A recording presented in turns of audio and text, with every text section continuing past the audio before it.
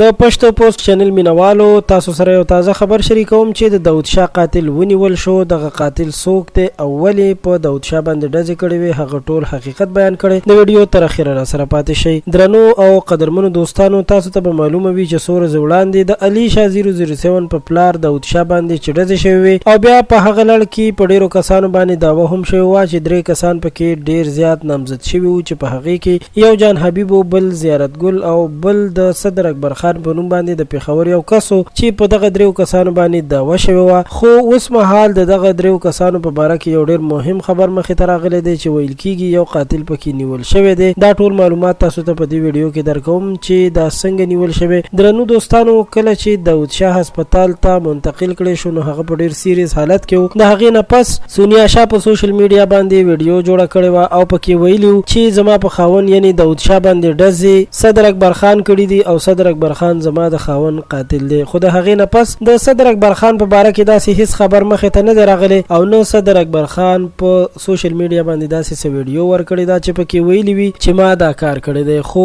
د دې هر څه معلومات به یو څو ورځې پس وشي ځکه چې داسې ویل کېږي چې داود شاه په هوش کې راتلونکی دی او هغه به بیا ټولې خبرې په سوشل میډیا باندې خپلو مینوالو سره شریکې کړي. درنو دوستانو دا یو تازه اپډیټ چې تاسو سره مو شریک کړو. بیا هم ستاسو ټولو ډیره مننه کوم. قدرمن شئ.